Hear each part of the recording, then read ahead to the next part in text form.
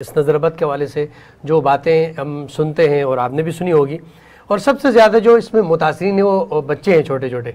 और मैं सबसे पहले तो आपकी खिदमत में मुबारकबाद पेश करूँगा। अल्लाह रब्बुल इज़्ज़त ने आपको फ़र्जंद अर्जुमन से नवाजा है और यकीनन जो है काफ़ी अरसे के बाद शायद आपने दुआएं मांगी और खुदा की बारगाह से यकीनन कबूलियत के बाद अल्लाह ताला ने आपको फ़र्जंद अता फरमाया। बहुत बहुत मुबारक हो आपको।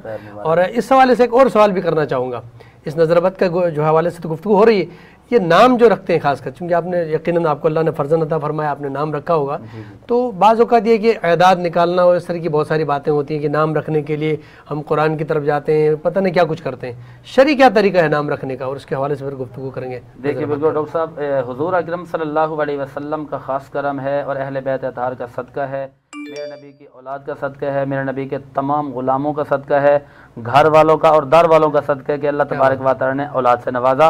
और हुज़ूर अकरम सल्लल्लाहु अलैहि वसल्लम का ये फरमान अलीशान भी है कि आपकी जब कोई औलाद दुनिया में आए तो अच्छे नाम रखो। ठीक है, अच्छे नाम, क्योंकि जो नाम आप रखोगे उसी नाम की बरकत आपके बच्चों के अंदर मुंतकिल होंगी। क्या बात है। अगर नाम आप रसूल अकरम सल्लल्लाहु अलैहि वसल्लम की औलाद के नाम पर रखोगे तो उनका फैज़ तुम्हारे घर में आएगा।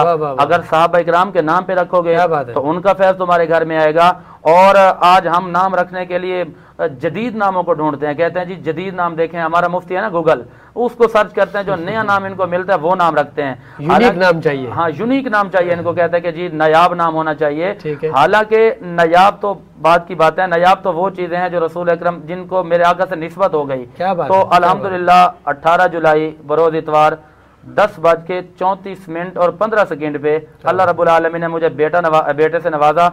और मैं नाम के लिए सोच रहा था कि नाम क्या रखूं। मेरे दिमाग में एक बात आई कि हुजूर की हदीस पाक भी है कि अच्छे नाम रखने हैं। और फिर मैंने ये फैसला किया कि इस नाम से बड़ा नाम क्या हो सकता है कि जिस नाम की वजह से घर वालों की मग़फ़िरत हो जाए, जिस नाम की वजह से हम दर मुस्तफ़ा पे पहुंच जाएं।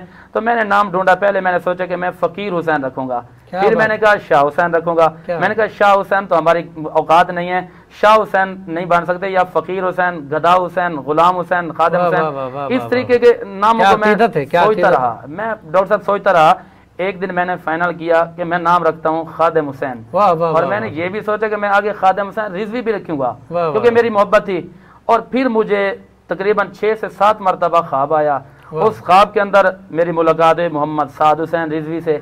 और फिर मैंने ये सोचा कि इनका ख्वाबों में आना, बार बार मेरी मुलाकात का होना और इन बशारतों का मिलना, इस बात की कभी दलील है कि नाम यही रखा जाए, क्योंकि साद हुसैन मेरे आका इमाम अली मकाम इमाम हुसैन से बढ़कर सादत वाला कोई नहीं हो सकता। तो फिर फाइनल ये हुआ, मैंने मशवरा भी किया उस्ताद साहब से कि किबला नाम क्या रखो, कि नाम 2 हैं फाइनल करने, खादिम हुसैन या साद हुसैन। तो मेरे उस्ताद साहब ने फरमाया, तो फाइनल किया कि देखो कि महबूब के महबूब भी महबूब हुआ करते हैं। तो आपके जो महबूब हैं मुस्तफ़ा हैं, उनके महबूब हैं हुसैन, और फिर उनके हुसैन के महबूब खादिम हुसैन, फिर साद हुसैन। फरमाया जी नाम फाइनल करे मोहम्मद साद हुसैन। तो मैंने नाम रख दिया मोहम्मद साद हुसैन रिजवी। तो मतलब ये निस्बत के असरात हैं। बिल्कुल, ये